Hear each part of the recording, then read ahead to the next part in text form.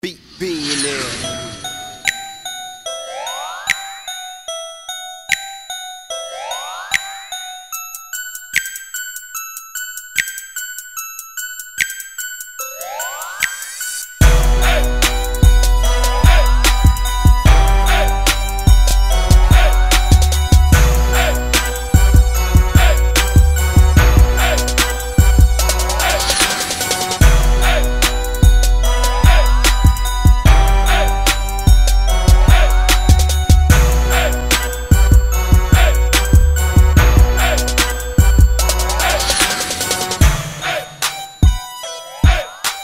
What's up, it's your man Tagus. We outside of Ministry with Community right now. Getting ready to wrap up the Tagus and Terance takeover Kalamazoo. But you know it wouldn't be right if we didn't do a little community service before we wrap it up. So we're gonna go in and get it in with them. Y'all know how passionate I am about community service. So we're gonna see what they do, man. Hey, how you doing? Hi, I'm well. How are you? All right, Mark Tagus. Elena, nice to meet you. So we're here with Ministry with Community, and want to know if we can get a tour, just a little community service to see what we can do. Yep, I'll show you a little bit about what we do here at Ministry with Community, some of the services and programs we have. So these are our laundry facilities. We were able to purchase these through a grant. We actually provide this service 100% free. Everything at Ministry with Community is 100% free. We do also supply the detergent needed to do your laundry. So not only do we supply people with services and programs, but we do it to the fullest extent with everything that they need to do it with. We were using household washers and dryers that were just deteriorating so fast because of all the wear and tear. These are used every day of the week from 8 in the morning until 4 p.m. This is our volunteer barbershop. This is one of our longtime volunteers, Nolan. Nolan is a certified cosmetologist and instructor. What's your name, man? My name is Ricardo T. Murray. All right, Mark Tagus. I So we am about to hook you up, line you up, give you the ludicrous with the coming down sideburns. Yeah, you got to do something for me. Phone rooms. All right.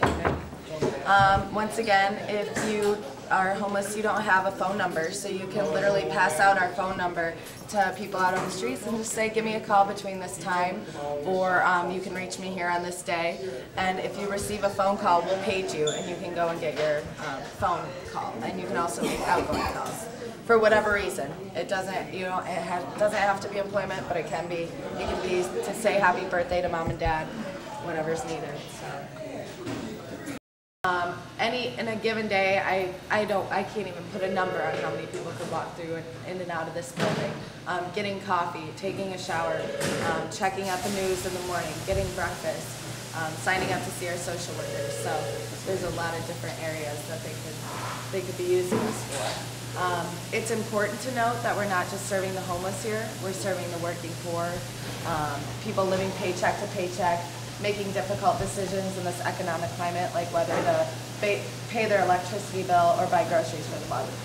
Mental illness, substance abuse, addictions, and things aren't always so cut and dry. A lot of times, it is a vicious cycle sometimes, and a lot of times people are dealing with a lot more than just one of those issues and struggling with more than one thing. So this is our food pantry. We're primarily stocked by an organization called Loaves and Fishes. I'd say approximately 80% of our food is through Loaves and Fishes.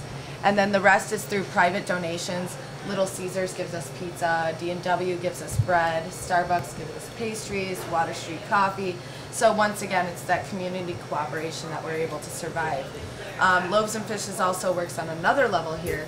Individuals and families can call into Loaves and Fishes and request food packages, and then this could be a site they can come get it. And up front is a Loaves and Fishes pantry where individuals, and they actually revamped the system. So a person can walk in and kind of grocery shop around the room, around the Loaves and Fishes pantry. This is brilliant, not only because it's about dignity and letting someone make choices for themselves, but also, especially when they bring their children in and their children are watching their parents getting to shop for themselves, so to speak. And then, that's great that they're taking these food packages home, and they're able to cook and have a meal over a dinner table to reestablish that family unit that seems to crumble, or has been crumbling in America for a while. So.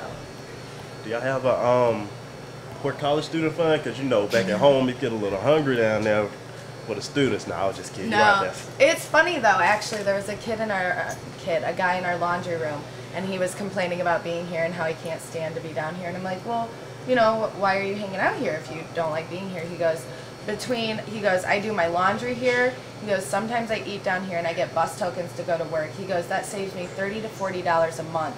He goes, that I can put towards my bills. So yeah, anybody can walk through our doors and receive our services. That's real nice. That's real nice. I might have to take something back for the house because it gets a little hungry down there. But we just finished up our tour with Ministry with Community with Miss Elena. I want to thank you for everything. Thank you very much. I enjoyed it. You learned something. I learned a lot.